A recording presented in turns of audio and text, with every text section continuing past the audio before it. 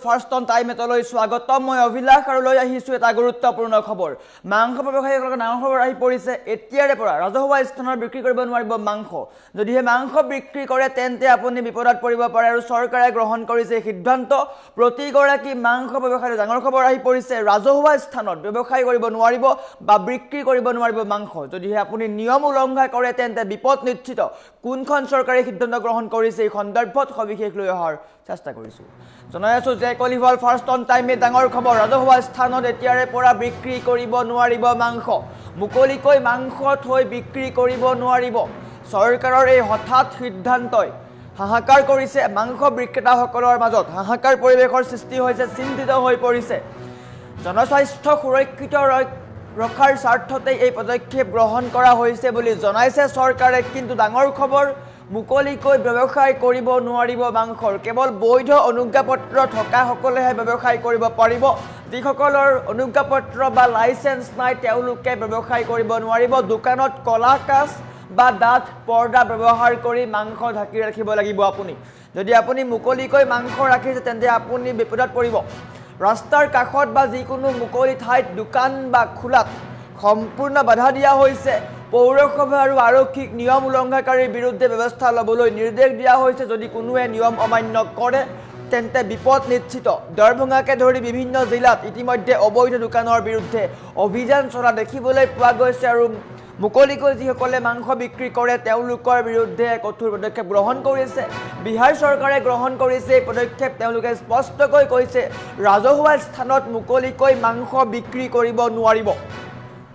বহুলোকে ৰাস্তাৰ কাষত মুকলিকৈ মাংস বিক্ৰী কৰা দেখিবলৈ পোৱা যায় আৰু বৰ্তমান সময়ত কঠোৰ হৈছে চৰকাৰ স্পষ্টকৈ কৈছে যে ৰাস্তাৰ কাষত মুকলিকৈ মাংস বিক্ৰী কৰিব নোৱাৰিব বিশেষকৈ মাংস বিক্ৰেতাসকলৰ কাৰণে ডাঙৰ খবৰ আহি পৰিছে যিসকলে সৰুকৈ ষ্টল এখন দি মাংস বিক্ৰী কৰে তেওঁলোকৰ কাৰণে ডাঙৰ খবৰ এতিয়াৰে পৰা তেওঁলোকে মাংস বিক্ৰী কৰিব নোৱাৰিব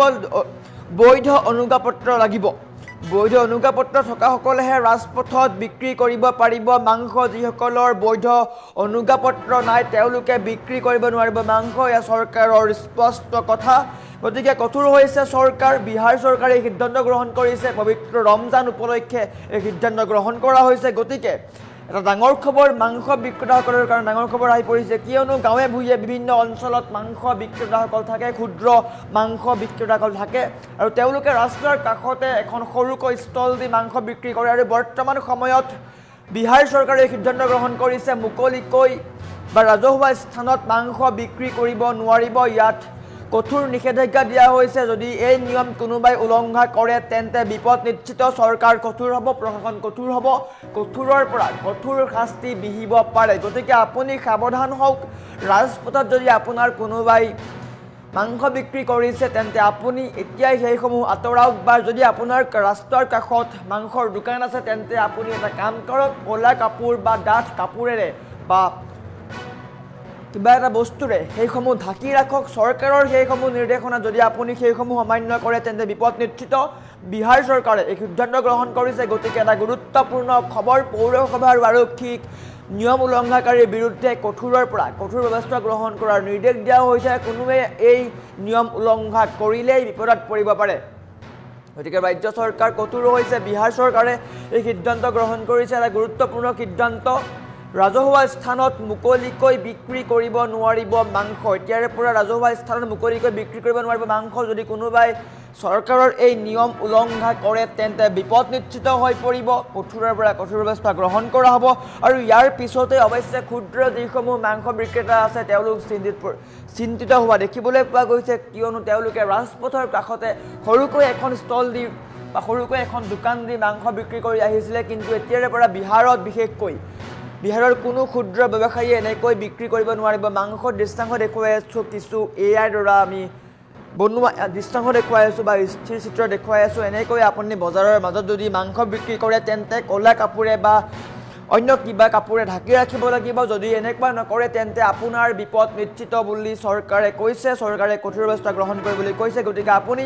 সেইসমূহ কাম নকৰিব যিসমূহ কাম কৰিলে আপুনি বিপদত পৰিব পাৰে বিশেষকৈ যিসকলে মাংস বিক্ৰী কৰি আহিছে তেওঁলোকৰ কাৰণে এই নিৰ্দেশ দিয়া হৈছে ৰাজপথত বা ৰাজহুৱা স্থানত মুকলিকৈ মাংস বিক্ৰী কৰিব নোৱাৰিব আৰু এই নিয়ম সকলোৰে কাৰণে প্ৰযোজ্য, কিন্তু যিসকলৰ লাইচেন্স আছে বা অনুজ্ঞাপত্ৰ আছে তেওঁলোকে বিক্ৰী কৰিব পাৰিব। অৱশ্যে তেওঁলোকে ঢাকি ৰাখিব লাগিব। মাংসৰ ওপৰত ডাঠ কাপোৰ দিব লাগিব বা অন্য কিবা কাপোৰে ঢাকি ৰাখিব লাগিব। যদি এইসমূহ নিয়ম অমান্য কৰে তেন্তে কঠোৰ হ'ব চৰকাৰে এই কথা স্পষ্টকৈ কৈছে। আৰু যদি কোনোৱে এই নিয়ম উলংঘা কৰে তেন্তে বিপদ নিশ্চিত, প্ৰশাসনে কঠোৰৰ পৰা কঠোৰ ব্যৱস্থা গ্ৰহণ কৰিব। চৰকাৰে স্পষ্টকৈ প্ৰশাসন আৰু আৰক্ষীক নিৰ্দেশ দিছে, যদি এই নিয়ম কোনোৱে অমান্য কৰে তেন্তে জৰিমনা বিহিব লাগে, কঠোৰৰ পৰা কঠোৰ ব্যৱস্থা গ্ৰহণ কৰিব লাগে। গতিকে আপুনি যদি মাংস বিক্ৰী কৰে তেন্তে আপোনাৰ কাৰণে গুৰুত্বপূৰ্ণ খবৰ। অৱশ্যে বিহাৰত এই সিদ্ধান্ত গ্ৰহণ কৰা হৈছে। যদিহে আপুনি ভাবিছে আপুনি সৰুকৈ এখন দোকান দিম, তেন্তে পৰিৱেশৰ প্ৰতি লক্ষ্য ৰাখি, জনস্বাস্থ্যৰ প্ৰতি লক্ষ্য ৰাখি, স্বাস্থ্যৰ প্ৰতি লক্ষ্য ৰাখি আপুনি নিজেই এইসমূহ কাম কৰক। বিশেষকৈ আপুনি ৰাস্তাৰ কাষত যেতিয়া মাংসৰ দোকান এখন দিব তেন্তে নিশ্চিতভাৱে ধূলি পৰিব, বীজাণু আহিব আৰু জনস্বাস্থ্যৰ প্ৰতি বা স্বাস্থ্যৰ প্ৰতি হানিকাৰক হ'ব। অৱশ্যে ৰমজানৰ কাৰণে এই সিদ্ধান্ত গ্ৰহণ কৰা হৈছে।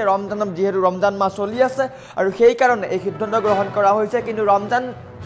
উপলক্ষে নহয়, ইয়াৰ পিছতো, ৰমজানৰ পিছতো এই সিদ্ধান্ত হয়তো বলবৎ ৰাখিব নিশ্চয়কৈ। স্বাস্থ্যৰ কাৰণে এইসমূহ হানিকাৰক বুলি কৈছে। নিশ্চয়কৈ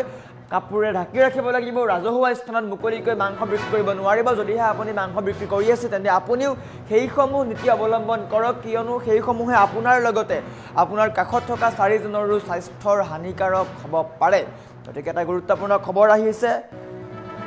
ৰাজ্য চৰকাৰে কঠোৰ পদক্ষেপ গ্ৰহণ কৰিছে, বিহাৰ চৰকাৰে এই সিদ্ধান্ত গ্ৰহণ কৰিছে। গতিকে আপুনিও সাৱধানতা অৱলম্বন কৰক। চৰকাৰৰ এই নিয়ম নীতি ভংগ কৰিলেই আপুনি বিপদত পৰিব পাৰে।